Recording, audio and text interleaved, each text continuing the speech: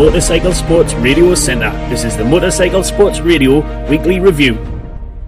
Coming up on this week's Weekly Review, the stories that we will be taking a look at are: in MotoGP, Casey Stoner is set to return to Ducati. Also in MotoGP, there are over 30 incidents at initial MotoGP tests. And also the Rossi Marquez row continues. In Moto2, Sam Lowes has said he can win the title for his new team.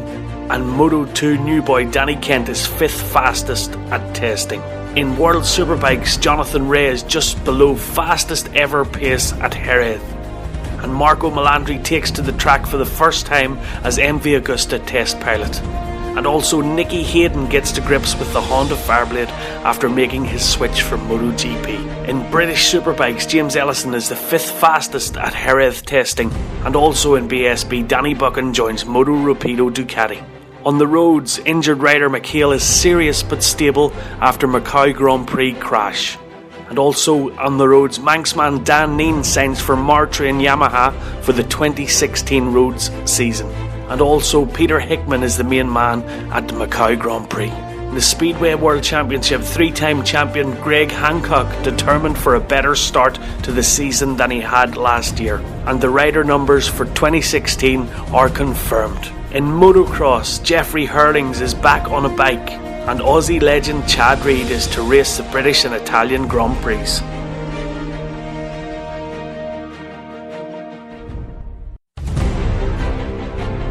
You're listening to Motorcycle Sports Radio from the Motorcycle Sports Radio Centre.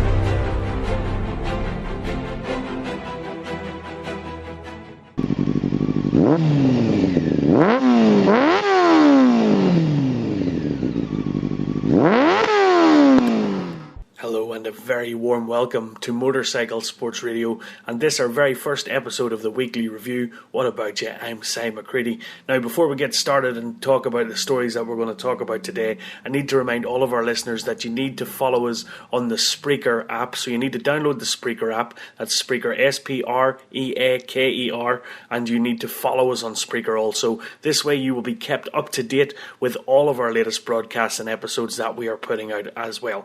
And if you are listening to our episodes on the Spreaker platform, which I imagine most of you will be doing, we will also be available on iTunes and TuneIn as well. We ask you please to like our episodes, because if you like our episodes, not on Facebook or on Twitter, but on the Spreaker platform, popularity of the show will grow and we will get more visibility on the Spreaker platform and more people will be able to find us. So before you even start listening to anything, welcome to Motorcycle Sports Radio. Please though, do me a favour and download the Spreaker app, follow us on the Spreaker app and like our episodes as we post them as well. If you could do that, that would be absolutely fantastic. Now, you can get us on Facebook as well. On Facebook, it's facebook.com/Motorcycle Sports Radio, and on Twitter as well, we are at Bike Sports Radio. That is at Bike Sports Radio. If you want to get in touch with us, it is motorcyclesportsradio@gmail.com. And if you have anything to say or any comments that you would like to post that we put out in our shows, that would be absolutely fine for you to do as well. So let's get on with the weekly review. You're listening to Motorcycle Sports Radio from the Motorcycle Sports Radio Centre.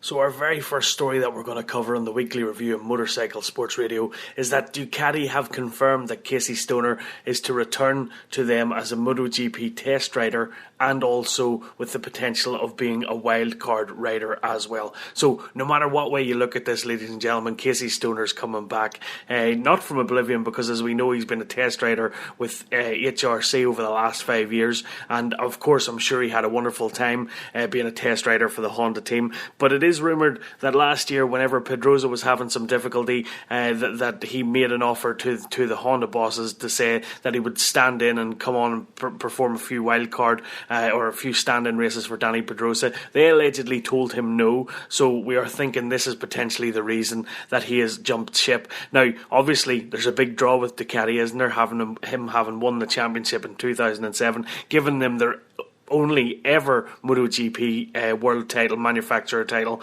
So there's a big draw, there's a big connection between the two. There absolutely is. Now, as for the offer that he is alleged to have made to the Honda bosses last year, could that have been the start of him wanting to come back and wanting to get back into racing? No matter what way you look at this, ladies and gentlemen, this is going to see the man that is Casey Stoner line up on the grid again with the likes of Rossi and the likes of Pedrosa and Marquez, Lorenzo, of course, as well, not forgetting the world champion. So whatever way you look at this is a win-win situation for us, the fans. Now, although it's not said and not confirmed 100% when he'll ride, or obviously they don't know about injuries and stuff like that in advance, but if he's going to have the opportunity to be in there as a wild card, it is hopefully going to recreate some of the magic that we've seen over the years from Casey Stoner, especially in some of the epic battles that he had, especially with Rossi as well. But I think Rossi's been in enough battles lately, we don't want to see any more where they're concerned. So can you believe it's 2001 whenever Casey Stoner first came on the scene in the 125 class? Yes, indeed, that makes us all feel old, doesn't it? And he's now still only the age of 30. Yes, he's only 30 years old, ladies and gentlemen, so he still has a few years left in him yet. I'm sure he still has a point to prove, but I really do think that what's going to happen here is that you're going to see him come back as the test rider. The speculation in the media has been absolutely second to none. The MotoGP paddock has been absolutely buzzing with this as well, so let's just see what happens. The way things are being talked about, the twinkle in Ducati's eyes, the twinkle in Stoner's eyes, that there's going to be a lot more to this. He's basically going to be an ambassador for the brand as well, and why wouldn't he be after being their only world champion in the MotoGP class anyway? So, you know, it's absolutely fantastic. It's win-win all round. It's great for the sport of motorcycling. It is great for MotoGP, especially given recent events surrounding Marquez and Rossi and so on. So from 2007, we know that he went on to Honda then and won the World Championship in 2011 as well, and that was obviously a massive high point for him, and then being able to test for them over the last 5 years or so has been wonderful for him as well. But as I said previously, the talk of him returning as a sort of stand-in for Pedrosa during the season and last year was sort of, it was put down, or it was frowned upon by the Honda bosses, and now people are reckoning that this is perhaps why he's decided to move on as well. At the end of the day, you would only go where you're wanted, wouldn't you? And we know how much he means to Ducati, and we know how much Ducati means to him as well. So let's look forward to seeing what we're seeing. Although at this stage we don't know when he's going to be on that grid, he is going to be on that grid at some stage, in my opinion, and to see him lined up with those other riders that he was riding with for so long, that he was battling with so long, will be absolutely fantastic, in my opinion. And at the end of the day, personal reasons are personal reasons, but he retired far too soon. He's still got lots and lots to give. He's a favourite with some of the fans as well. Like, we all have our favourite racers, don't we? And in my opinion, his two world championships that he won mean more than a whole lot of other world champions, and I'm not pointing any fingers or anything like that, especially given what's happened recently, because at the end of the day, they don't win if they don't deserve it. But let's just all be very happy about the fact that Ducati have confirmed that Casey Stoner is to come back as their MotoGP test rider, and he may also have the role of wildcard as and when needed as well. He is also going to be an ambassador for the brand, so that is a win-win all round. So congratulations to Ducati and congratulations to Casey Stoner.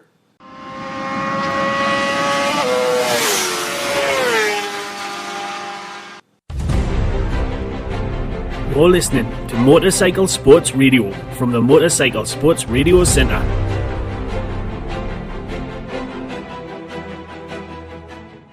So this next story that we want to run with from MotoGP is basically to talk about the 30 incidents that there were at MotoGP testing in Valencia. Now, basically they're saying that tyres and electronics are to blame, because there's obviously been a big change where the tyres are concerned. They're moving from Bridgestone to Michelin across the board for the 2016 season, so obviously there's going to be some difference there. And basically the electronics, the ECU that's being changed, they're saying it's a pretty big shake shake-up. The last time there's been such an effect with the new electronic system was 2008, so we can remember what happened back there as well. So we look forward to seeing what happened, but basically Cal Crutchlow has said that there has been over 30 crashes, 30 people come off with the new tyres and the new electronics, and I can only imagine for these riders who are so dedicated and these teams who are putting so much into this, when you see the top guys, the best motorbike racers in the world coming off so much, you're bound to think to yourself, what the heck is going on here? But at the end of the day, that's why they bring in new things, that's why things are changed up, because they can't let anybody get ahead of the game or whatever, so they have to try and keep it fair across the board. Now, of course, the top teams with the most money are still going to be the top teams with the most money, aren't they? But they do have to see how they're going to adapt to the changes, the new electronics and the new tyres. And I know that the word is already that they're really starting to adapt and find ways of working with them and stuff like that there. But it's a hard one for the riders as well, because they've been used to certain tyres. And for me, anyway, a good rider should be able to ride on all tyres, shouldn't they? It's not always the case, but tyres are such a big part of what we see in racing these days, especially when we take the conditions into consideration. But it will be fantastic to see which of these top riders are able to cope best with the changes, who's able to get used to them the quickest, because at the end of the day, these changes could be a big influence in the decision of who gets the title next year. So Cal Crutchlow absolutely frustrated with what he says in MCN about all the offs and all the people, the carnage going down the road in the testing. But let's hope from here on out there's less incidents, and we look forward to the 2016 MotoGP testing on the new tyres with the new manufacturer in Michelin, and also the new electronics as well.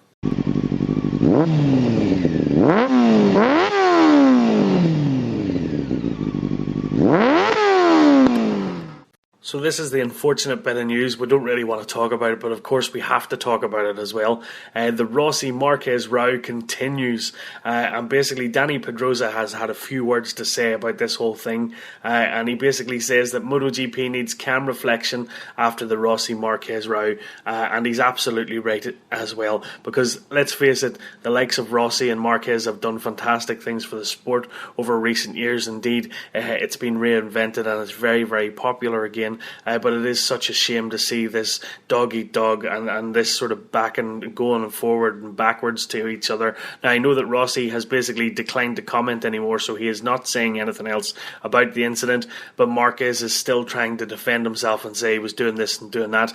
All I do know that HRC Honda basically were due to release some data after the final round in Valencia, but I know that the powers that be have sort of warned them off that, so goodness knows what that is going to tell. But I think Danny Pedrosa has done the right thing in basically calling for calm and asking people to reflect on it and just to try and sort themselves out, because at the end of the day, you know, these are world-class sportsmen. These are people that are heroes to me and heroes to my children as well. So if they're heroes to my children, and I'm sure they're heroes to you and your children too, we want them to behave impeccably, but we know that they're not perfect, just like the rest of us human beings, and if they're out there racing, especially for world titles and it being so important and there being so much at stake, they're going to race with their hearts, and every now and again the tempers are going to flare, but I think it's just about time now that we brushed it under the carpet, tried to forget about it, because at the end of the day we can't change what's happened. We can't change the fact that Rossi was put to the back of the grid. We can't change the fact that Marquez perhaps helped Lorenzo to the title. It simply is what it is. So MotoGP, let's move on from Rossi Marquez row. Let's look forward to 2016 and see what happens. You're listening to Motorcycle Sports Radio from the Motorcycle Sports Radio Centre.